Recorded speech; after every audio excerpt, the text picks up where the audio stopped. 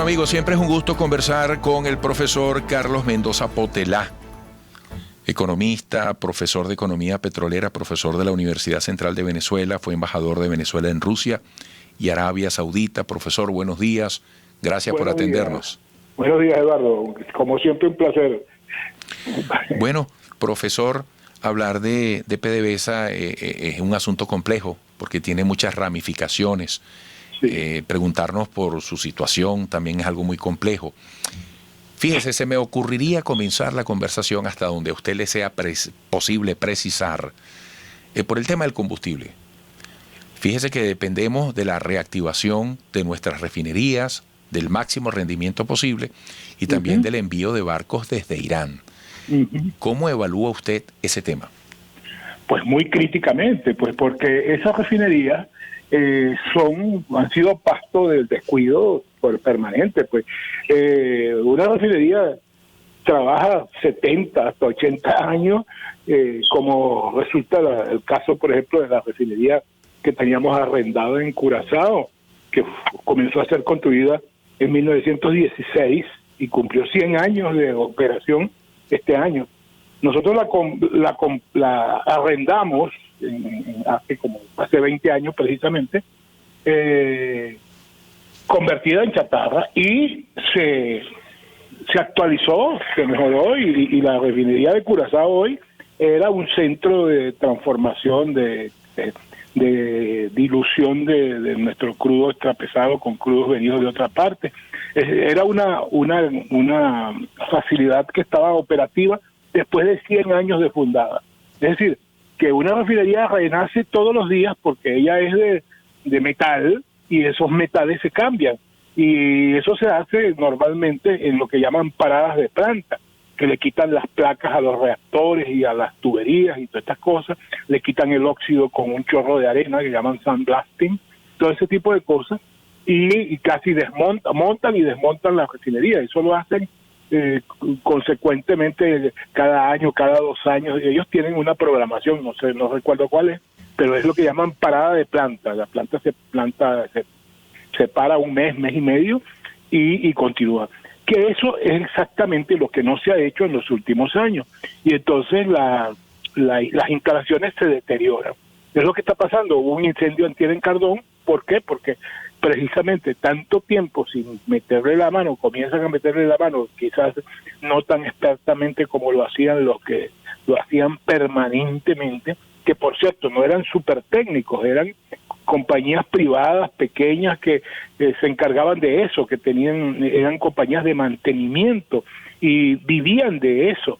Entonces, bueno, esas compañías quizás hayan desaparecido y lo están haciendo los propios trabajadores de PDVSA, y seguramente no lo están haciendo con la experticia de quien lo hace todos los años, ¿no? Entonces, sí. ese es un problema. Profesor, ¿qué se puede hacer? ¿Cómo se puede avanzar?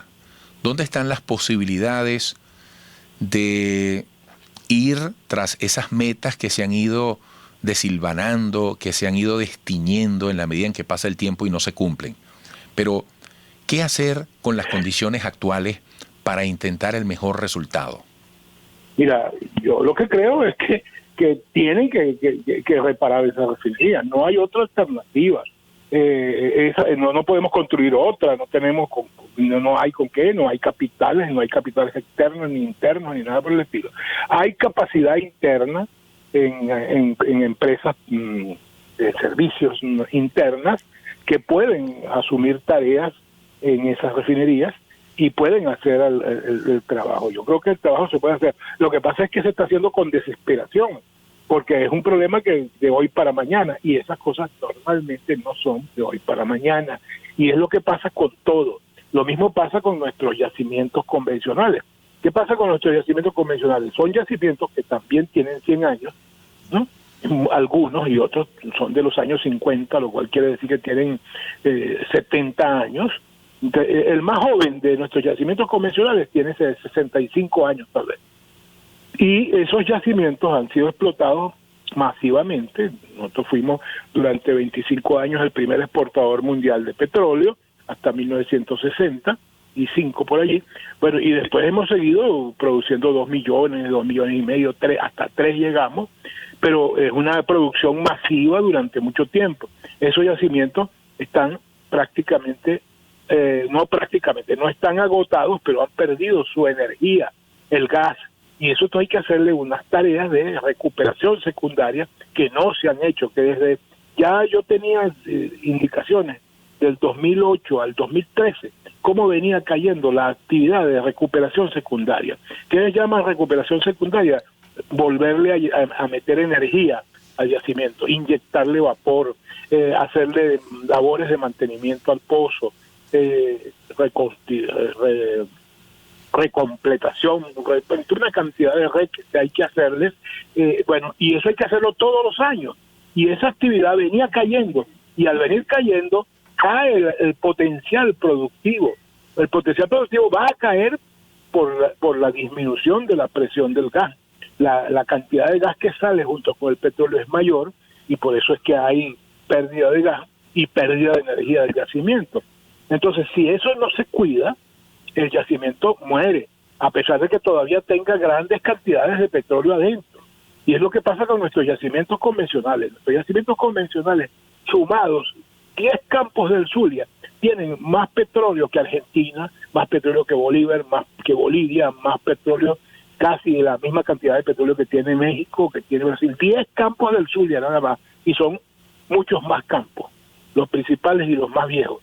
Es decir, petróleo hay, energía no tienen, descuido tienen mucho, han sido abandonados, han sido, primero, la principal causa de eso es el escenario Faja.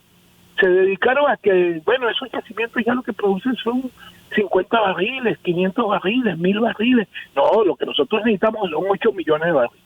Comenzaron con esa meta, primero de 5 millones, de 6 millones, de 7 millones de barriles. Comenzaron a comprar refinerías porque íbamos a tener 6 millones de barriles y no íbamos a salir de la OPEP. Y por lo tanto, vamos a producir igual que Arabia Saudita. Bueno, porque tenemos las mayores reservas petroleras esclapezadas del mundo y nos vamos a dedicar a eso.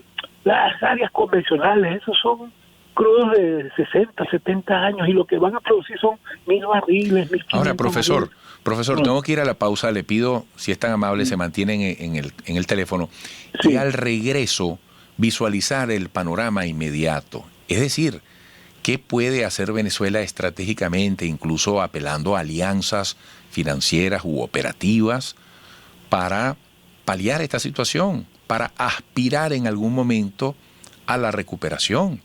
Sí. Porque, oye, estamos hablando de la primerísima gran industria de un país con las reservas petroleras más grandes del mundo. Entonces, ¿qué se puede hacer? Insisto, desde el punto de vista de las apelaciones, de los apoyos, desde el punto de vista estratégico. Por favor, Carlos Mendoza Potelá, al regreso.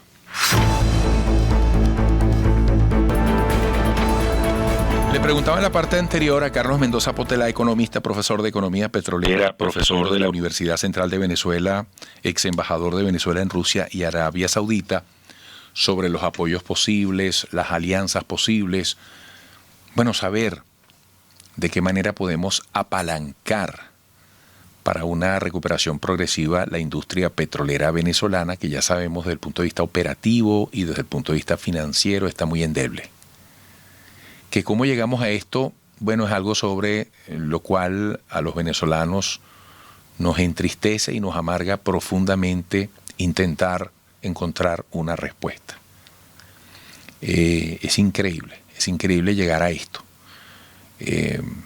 Sobre todo esa pregunta se hace más dura cuando hay que esperar para poner combustible o cuando se sufre, para muchas otras tantas cosas referidas a los servicios básicos. Pero queremos conversar con el profesor Carlos Mendoza Potelá, desde su visión, cuáles son esas alternativas que tiene la industria petrolera nacional para reapuntalar su aspecto financiero y sobre todo su aspecto operativo, porque una cosa tiene que ver con la otra. Profesor, no sé si escuchó mi introducción. De nuevo, bienvenido. Ya, muchas gracias. Mire, ¿qué nos queda? Porque, Irán nos envía barcos con combustible.